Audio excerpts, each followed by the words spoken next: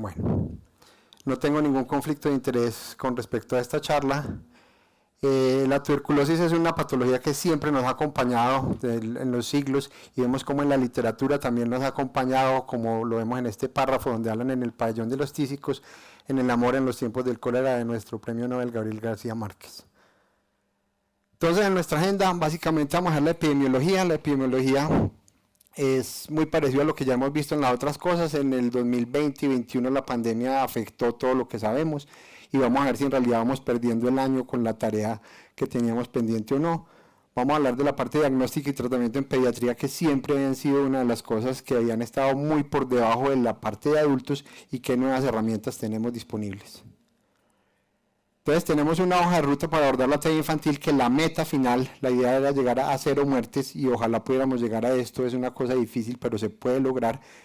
Desafortunadamente el reporte para el 2021 de tuberculosis, vemos que el tratamiento para todas las edades, lo programado de 2018 al 2022, vamos en el 50%. Entonces ahí la tarea pues la vamos haciendo.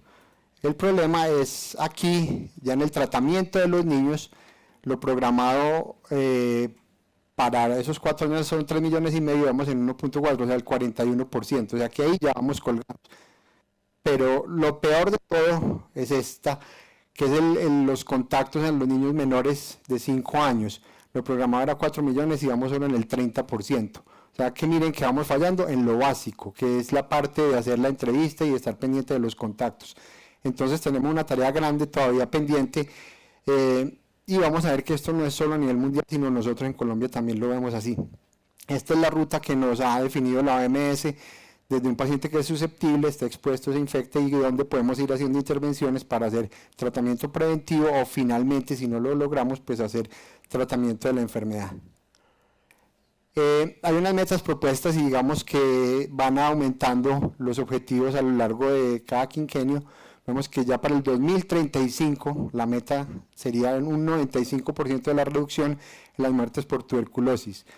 Un 90% de la reducción de la tasa de incidencia sería tener menos de 10 casos por 100.000, y todo el tiempo la idea es no más familias afectadas que se enfrenten a costos catastróficos debidos a TB.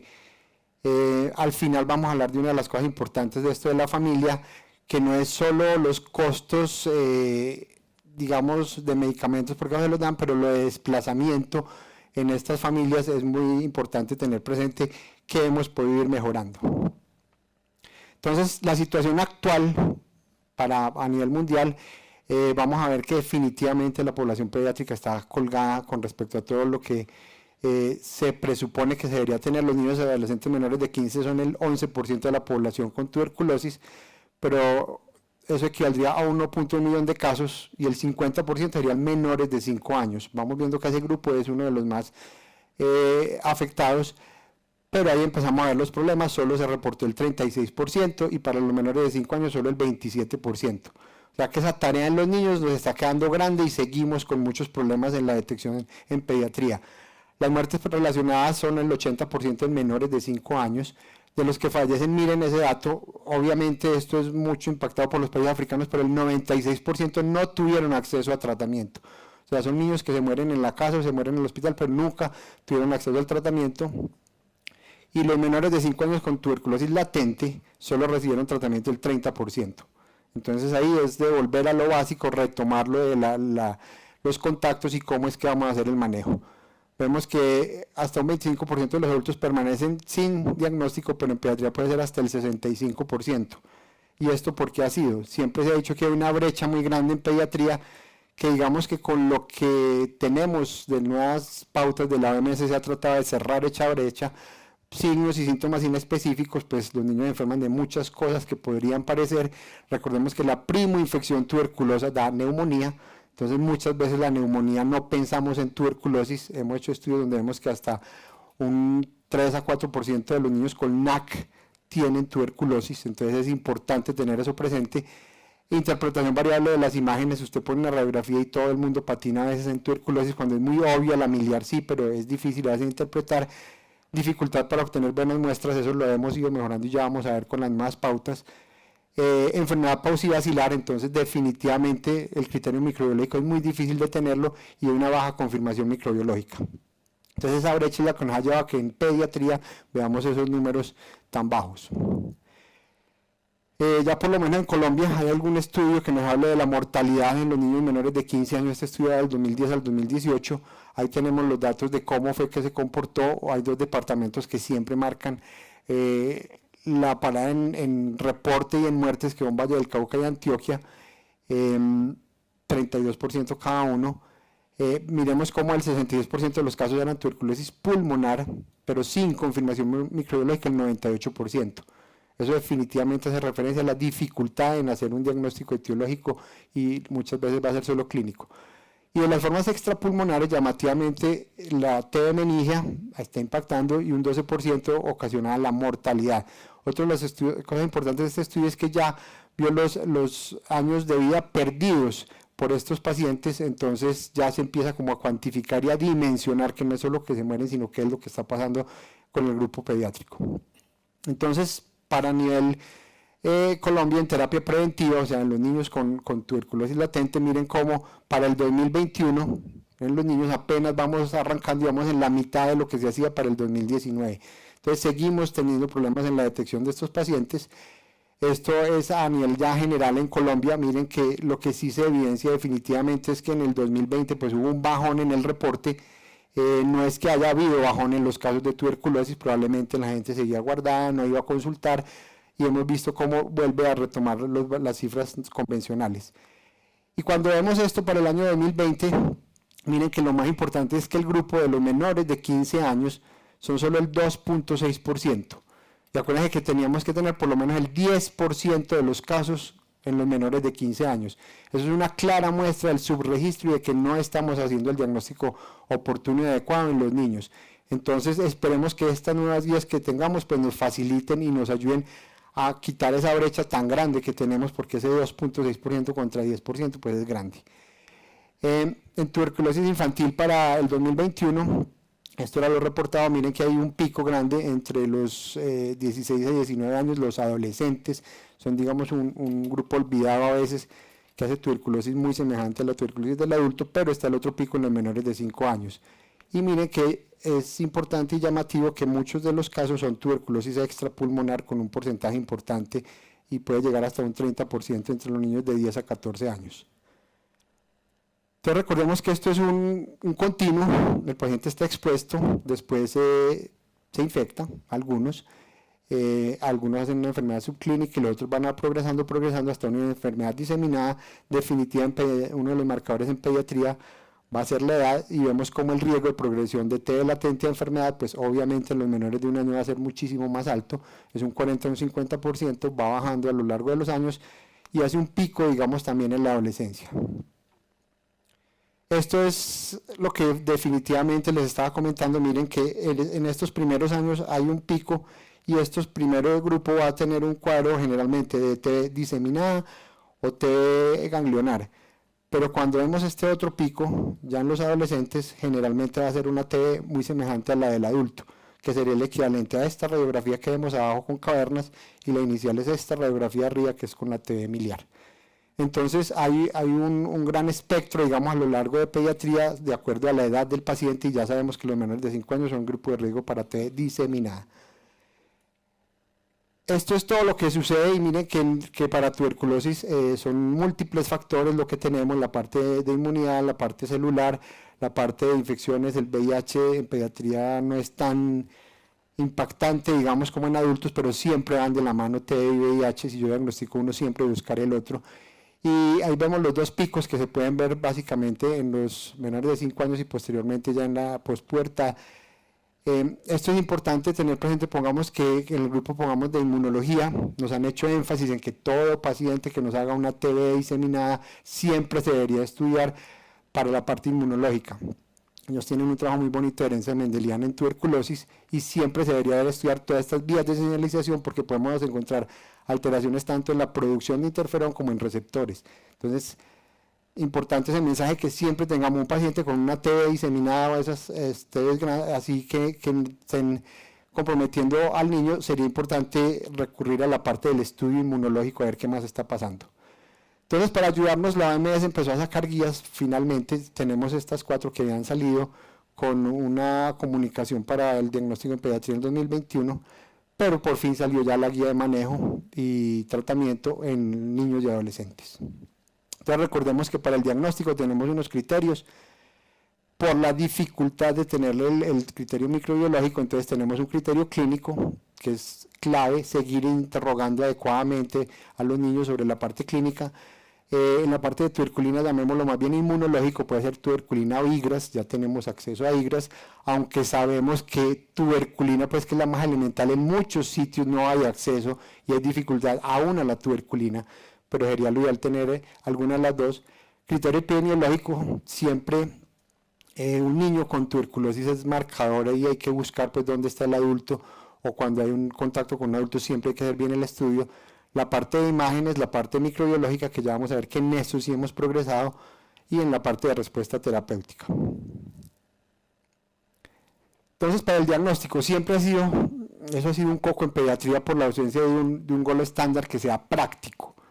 Porque sí, pues la parte microbiológica, como todas las infecciosas, es el gol estándar, pero el problema es obtenga la muestra y que sí sea adecuada. La tinción, miren que el rendimiento es bajito, y eso a la 15% nomás, el cultivo, el rendimiento es solo un 30 o un 40%. Entonces, desde hace unos años ya OMS viene empujando para el avance con el diagnóstico de pruebas rápidas, que nos puedan ayudar, porque si nos devolvemos unos años, antes nos demorábamos 6 a 8 semanas para que el cultivo creciera la micobacteria, ahí no sabíamos todavía ni siquiera la sensibilidad, y miren que ya estamos acabando la primera fase anteriormente y no sabíamos ni a qué estábamos enfrentados. Entonces, el niño es con sospecha de TB, definitivamente, y ya el doctor Carlos Torres pues me dio un empujón a la parte molecular, que definitivamente estamos ya en el siglo XXI y eso es parte ya de nuestro día a día, y debe usarse el Expert Ultra como prueba inicial en los diferentes métodos de recolección. Y miren que estamos hablando entonces esputo. El esputo inducido sí se puede hacer en un niño, aún en los menores de un año, con terapia respiratoria y solución salina hipertónica, sí se pueden obtener muestras buenas. El nasofaringio ya está también avalado. El aspirado gástrico de toda la vida, que aún sea de toda la vida, una vez oye unas cosas que ni se imagina de cómo hacen para tomar esa muestra, digamos, de las barbaridades que hacen, porque van a la casa a las 8 de la mañana, porque no hospitalizan al niño, le pasan la sonda, le sacan la muestra y vuelven y se la llevan. Obviamente eso les va a dar negativo, pero si uno no pregunta eso, uno en el consultorio dice, sí, tiene 3 jugos gástricos negativos, pero es que hay que cumplir con todos los cuentos pues, del jugo gástrico. Entonces digamos que esa ha sido una de las barreras para los niños. Y miren que aparece materia fecal, pues si el niño se lo traga y se le va para el estómago, puede seguir bajando, y entonces en materia fecal también es importante, y ya hay estudios en cuanto a esto. Problema es que puede detectar trazas de M. tuberculosis. Se considera como una confirmación bacteriológica para pediatría, entonces eso sería importante tenerlo presente, que esas trazas habría que considerarlas como infección, pero ahí con la resistencia a rifampicina el resultado generalmente va a ser indeterminado. Entonces de ahí la importancia de que siempre hay que hacer cultivo también, porque ahí digamos que la parte molecular que nos da si es M. tuberculosis y resistencia a rifampicina, que es lo básico, elemental pues, de las plataformas, se pierde esa parte que nos va a informar de la resistencia. Entonces vemos cómo está el Expert MTV-RIF, digamos que es la primera generación que OMS empujó de las plataformas moleculares, y esa podría utilizarse también en muestras extrapulmonares, pero entonces ya tenemos una nueva generación que es el Ultra, que yo creo que ya está en Colombia disponible en la gran mayoría de partes, que lo que hizo fue bajar el nivel de detección de 114 a 16 unidades formadoras de colonias. Entonces ya está casi que es mejor que el cultivo, el Ultra. Entonces es importante tener presente esto. También puede utilizarse para el diagnóstico de meningitis en vez de la tinción convencional, y cuando sí vamos a diagnosticar infección, o sea tuberculosis latente, sigue recomendándose bien sea PPE o IGRAS, depende de lo que se tenga acceso. Entonces el Instituto Nacional de Salud lleva rato empujando para que tengamos el acceso a todas estas tecnologías, no quedarse solo en lo recomendado pues, por OMS, y vemos cómo entonces ya en los laboratorios departamentales puede haber distintas plataformas. Obviamente pues está el Expert, que es el convencional y el recomendado por OMS, tanto el viejito digamos como el Ultra, que ya tiene 16 unidades formadoras de colonias, como límite de detección. Hay otras plataformas como esta que también nos va a hablar de complejo en metiverculosis, pero mire que nos adiciona la resistencia a isoniazida también ya. Hay otras plataformas que también van a estar y es importante tener presente estas para cuáles de las muestras es en las que podemos realizar y cuáles son los límites de detección. Y como todo esto va evolucionando, pues llegamos ya a las plataformas que nos van a hablar de tuberculosis, de la resistencia a los medicamentos de segunda línea. Entonces miren que estamos hablando de un diagnóstico de tuberculosis que, digamos, en 2 días, usted debería saber, tiene una infección por M tuberculosis y ya debería conocer el patrón de sensibilidad grande por lo menos. Entonces ya con eso usted puede hacer una terapia dirigida mucho más adecuada a lo que hacíamos antes, que empezábamos tratamiento, pero a veces era resistente y no teníamos ni idea hasta que crecía la bacteria y a esa bacteria había que hacerle las pruebas de sensibilidad. Todo esto ya lo tenemos disponible en Colombia, entonces es importante. De hecho, alguna vez en alguna ciudad que estábamos hablando de tuberculosis, la queja del hospital departamental era que tenían el GeneXpert montado a la plataforma y no les mandaban. Entonces a veces lo que nos falta es socializar y hey, sí tenemos acceso a todo esto. Entonces en tuberculosis a veces nos quedamos en que sí va evolucionando, pero falta información al público y que toda la gente sepa que tenemos acceso, porque es que pasa lo que decía el doctor Torres, dicen molecular y eso le suena pues a... Entonces eso no es la NASA, eso no es nada raro, eso es ya acceso fácil en la mayoría de centros.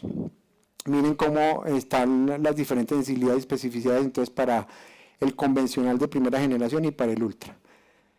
Y vemos que esto es de las guías pues, de OMS en las últimas. Miren que aquí pues aparecen esas 2 muestras, pero miren que aparece por aquí este TLAMP, que básicamente hace parte de las pruebas pruebas en el punto de atención al paciente, el point of care. Entonces son equipos de pruebas isotérmicas, ya no necesitan termocicladores, entonces son equipos mucho más pequeños. Digamos que esto se evidenció y se hizo ya muy conocido fue con COVID, que ya muchas instituciones tenían estas pruebas isotérmicas en urgencias y no había que esperar a hacer todo el proceso de una PCR pues convencional. Entonces miren que ya nos están hablando de pruebas isotérmicas, que esto facilitaría en muchos sitios que no puedan tener la prueba grande de PCR, y también nos hablan del lipoarabinomanán. Eso digamos que ha sido más de adultos con VIH, donde se ha dicho que funciona en orina. Es un marcador en los adultos que tienen los CD4 menores de 200, pero en los estudios que se han hecho en pediatría se ha visto que definitivamente el niño, cuando tiene una TB diseminada, también se comporta con un mismo compromiso semejante al paciente adulto con VIH.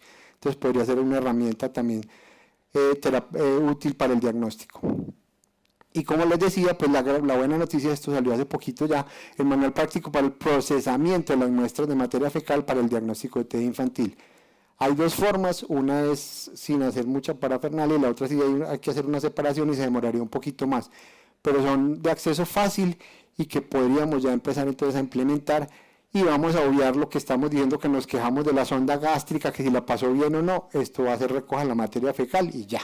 Entonces vamos evitando problemas en la obtención de las muestras que tenemos en pediatría, que eso ha sido siempre un dolor de cabeza para nosotros. Entonces, listo, sigámosle el ejemplo a lo que nos está diciendo OMS, qué es lo que hay que hacer, cómo es que lo deberíamos hacer, para ver si logramos la ruta a 0 muertes en pediatría. En cuanto al tratamiento, hay unas claves para un tratamiento eficaz en pediatría, en TB en general, que es combinación de fármacos, tiempo de terapia es prolongado, pero ese prolongado que antes era muy prolongado, vamos a ver cómo eso lo hemos ido recortando, porque es que la adherencia era muy brava con tratamientos tan largos. Entonces se ha ido mejorando y ahí está entonces la adherencia con un programa, pero definitivamente el DOT, que es el supervisado. De una vez les cuento que ya pongamos la pandemia, nos enseñó que se puede hacer el DOT por video, y se ha visto y en Colombia lo han implementado en muchas partes. Entonces no hay que desplazarse todos los días a la EPS donde le tengan que entregar, sino que desde la casa con el celular el médico está viendo que sí se la tome y le pone el chulito a la tarjeta y eso, y está ahorrando costos y problemas a esa familia también. Entonces miren que algo nos trajo también de beneficio, eso ya estaba dicho desde antes que se debería hacer, porque es que pues hay sitios donde no se pueden desplazar todos los días por un medicamento. Entonces bien sean los cuidadores o alguien en la comunidad que nos ayude con esto, pero entonces es importante. Para el tratamiento de TB sensible tenemos entonces esta resolución ya del 2020, salieron cuáles eran los medicamentos, cuáles eran las dosis. En pediatría, una de las cosas importantes siempre ha sido la dosificación. Sabemos que los niños no siempre se dosifican igual que en adultos y básicamente una de las que más nos cambia es esta isoniazida. La dosis es de 10 miligramos por kilo y no de 5, como se utiliza en los adultos. Miren que ponen un rango de mayores y menores de 25 kilos y de acuerdo a esto es que van modificando la dosificación.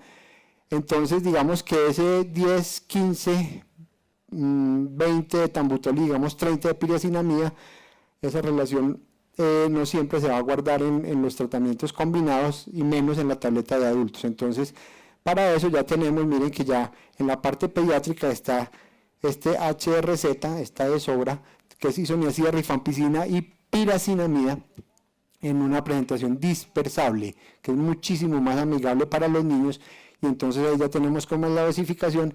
El cuarto medicamento, que es el etambutol, pues se da por separado, pero es una manera de dar mucho más amigable para los niños y digamos la relación va más de acuerdo a la dosis que usamos en pediatría.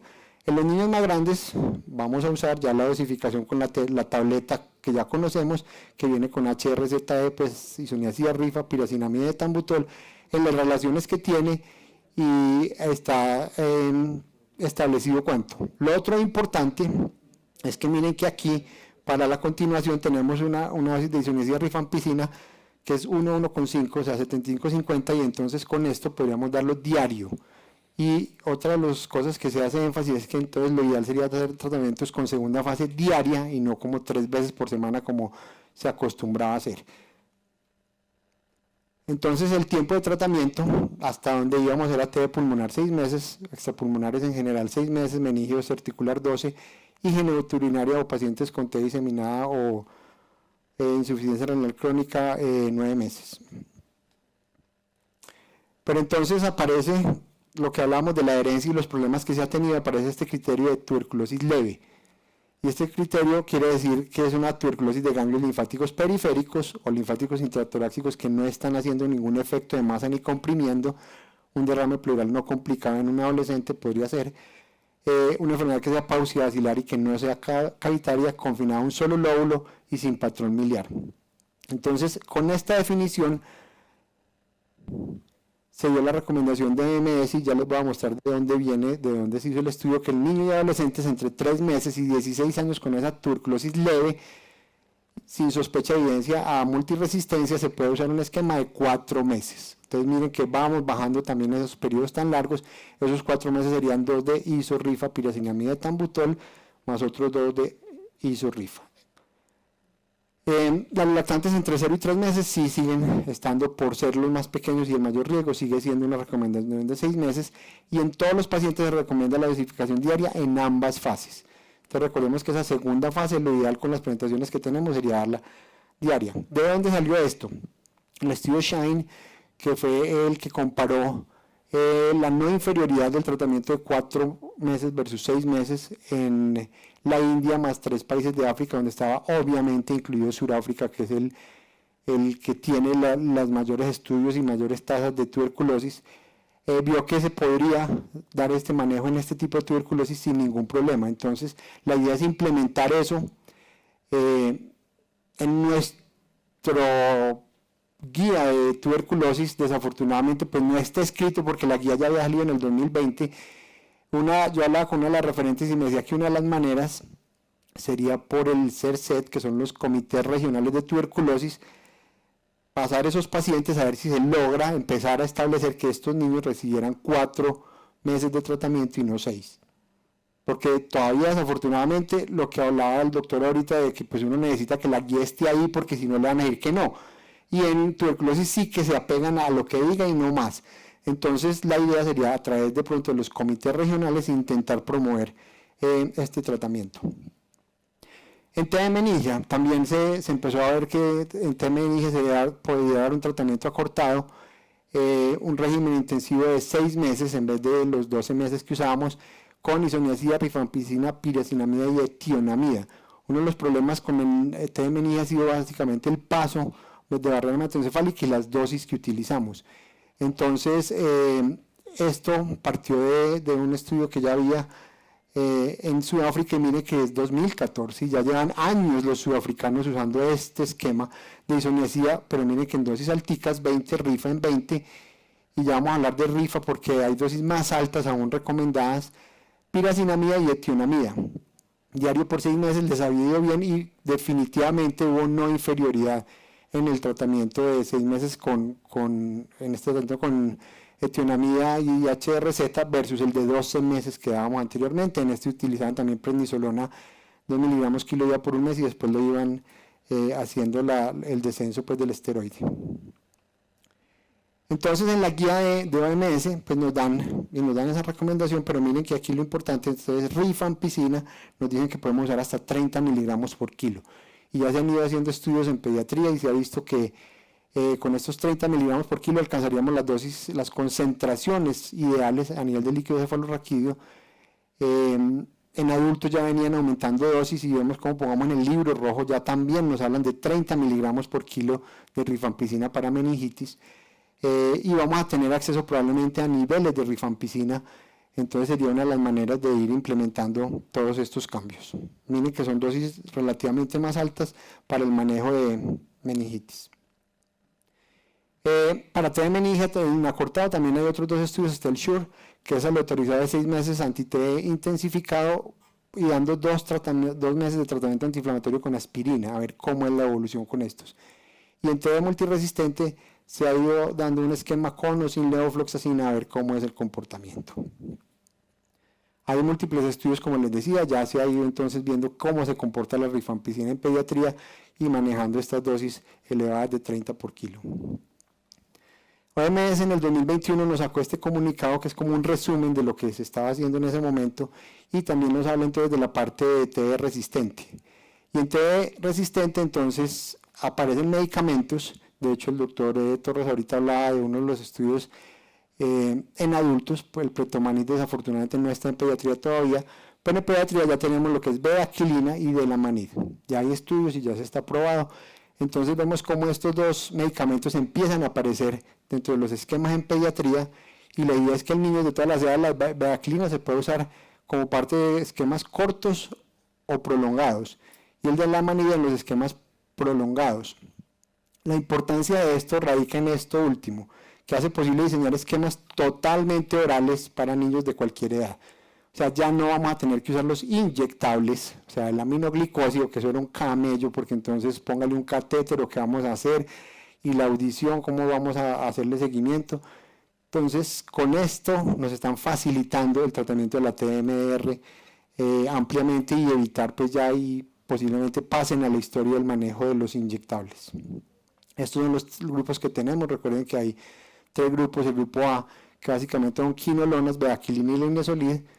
El B, clofazimina y cicloserina o trizodona. Y en el C están todos los otros medicamentos como opcionales. Recordemos que tenemos en la guía colombiana, pues están con la dosificación adecuada. Y la idea es que debemos recibir los 3 medicamentos del grupo A más 1 del B.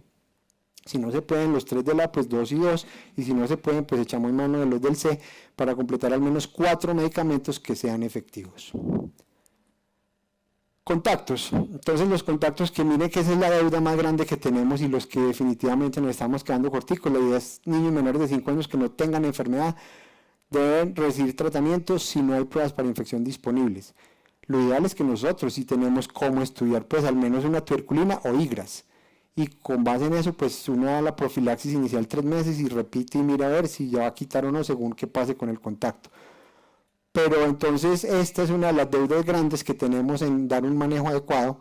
Las indicaciones entonces de tratamiento de TB latente en niños en Colombia, todos los menores de 5 años con TB latente, pacientes con VIH, uso de biológicos, que esa es una de las indicaciones nuevas que ha llegado. Entonces cuando van a poner biológicos que sean anti-TNF, pues hacen la tuberculina previa.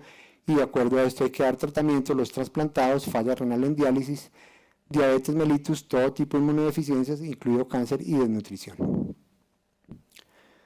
Entonces también esto cambió, digamos el imaginario era siempre de la isoniazida, 6 o 9 meses y ya. Isoniazida está como esquema también 6 meses, pero miren que ya está isoniazida más rifapentina, con dosis semanal. Y esa dosis semanal obviamente va a facilitar esto y se va a dar solo por 3 meses. Entonces volvemos a lo que ahorita hablamos, la gente no sabe, y hablando igual con los referentes de TV me decían, hay que darle propaganda a ese esquema, porque ahí lo tenemos parqueado y no lo están mandando. En cambio con isoniazida nos ponen problema por todo. Entonces la idea es que, miren que tenemos esas dos opciones, recordemos que está el de isoniazida más rifapentina y sí hay en el país. Otras opciones serían un mes de rifapentina más isoniazida, o 4 de rifampicina diaria, eso es lo que recomienda OMS, eso no está pues dentro de nuestra guía, pero podrían ser opciones. En cuanto al seguimiento, entonces importante evaluar adherencia, ya vimos que la adherencia se puede mejorar si no hay que desplazarse todo el tiempo, evaluar tolerancia, cómo le está yendo a los niños en general les va bien y no tienen tanta toxicidad, igual hay que explicar los síntomas a la familia de la toxicidad, si empieza con hiporexia o con náuseas, ojo que eso ya les está avisando, no digan que es gastritis por los medicamentos, piensen en toxicidad por los medicamentos, toxicidad hepática, y hay que hacer función hepática. Importantísimo esto que a veces, no sé por qué seguimos como empeñados, no requieren exámenes de laboratorio ni imágenes de rutina. Si usted le da un tratamiento anti-TB a un niño que está sano, aliviado previamente y el hígado venía funcionando bien, no tiene para qué estarle haciendo exámenes. Entonces no habría por qué ni de rutina que cada mes o cada 2 meses el niño que va bien. Entonces dejémoslo tranquilo. Vaciloscopias pues si era positivo y se puede, ojo, no requiere tuberculina de seguimiento. Yo no sé por qué seguimos viendo que el niño es positivo y yo no sé para qué le piden otra tuberculina, le va a volver a salir positiva. Y si le da negativa, pues bueno, no quiere decir nada. Esa tuberculina seguirá positiva el resto de la vida. Entonces entrenemos a las mamás para que no pongan más tuberculina a estos pobres muchachos. Adecuado registro en la ficha, uno se saca un ojo cuando va a ver la ficha y no se la llenan bien, entonces uno no sabe cuánto pesan, ni qué esquema tienen, y todo eso. Eso es cantaleta pues para los servicios del programa, y la consulta pues 15 días, 2 meses, y luego cada 2 meses, sobre todo para ver cómo está la parte de adherencia. Y ya para acabar tenemos esto que nos habla entonces de qué está pasando con lo ideal para las pruebas en el sitio de atención. Entonces miren que para OMS, aquí, pues básicamente tiene que ser costo efectiva, que sea sensible, específica, fácil de usar, que no tenga que usar muchos equipos y que se pueda enviar el equipo, pues lo que se vaya a utilizar, a cualquier sitio y no haya que tener mucha parafernalia para esto. Entonces nos hablan de esto. Entonces miren que aquí está el lipoarabinomanán, es una prueba de flujo lateral, es un cartuchito, entonces no tiene mayor ciencia, sería entrenar a las personas en ese momento en el sitio en que estén, pero no tendría mayor problema. Miren que es amigable con los niños y la gente que lo va a utilizar no tendría problemas. El LAMP entonces es lo que les decía, las pruebas isotérmicas moleculares que no necesitan pues todos estos equipos de termocicladores y eso, entonces se podrían también hacer fácilmente. Hay algunas pruebas de las moleculares que son con equipos más pequeños, y aquí nos hablan de una cosa que se sale un poquito de pronto de la parte de infecciosas y va a caer en pediatría, que aquí hay varios pediatras, POCUS, que es básicamente el ultrasonido en el punto de atención. Entonces en pediatría posiblemente van a terminar siendo entrenados para que sepan coger el transductor y hacer un barrido de las cosas grandes, en urgencias, en UCI, en todas partes les van a decir eso. Con TB pasa lo mismo. Si usted es capaz de pasar eso, podría detectar neumonías, podría detectar adenopatías, podría detectar TB extrapulmonar, puede ser ganglionar o puede ser también visceral. Entonces podría ser una de las opciones que también deberíamos tener presentes, que se deben ir implementando. Entonces, como para resumir, esta actualización pues que nos hicieron en el 2021, ¿qué nos dice? Entonces, uso de algoritmos de diagnóstico y tratamiento en niños. Ahí en la guía están los algoritmos y qué es lo que hay que hacer de acuerdo a lo que nos vaya dando. Experdult en materia fecal, miren que ya nos salió como en la guía. Tratamiento de acortamiento de no grave, no bacilífera sensible por 4 meses. Tenemos que tratar de irlo metiendo ya, aunque sea por CERSET, pero hay que irlo metiendo.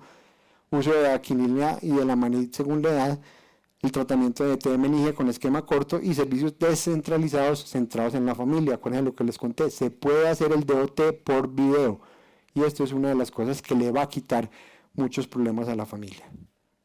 Entonces la idea es poder lograr al final de la TB, recuerden lo que habíamos visto, que ya había una meta hasta el 2035, y miren que por cada dólar invertido se obtienen $43 de retorno. Entonces, con TED yo creo que lo importante es eso, saber que estamos, y hay que ir desde lo muy molecular, pero hay que volver a lo básico también. Y hay cosas básicas que se nos olvidan a veces y hacen que no sea posible hacer unos diagnósticos adecuados. Muchas gracias.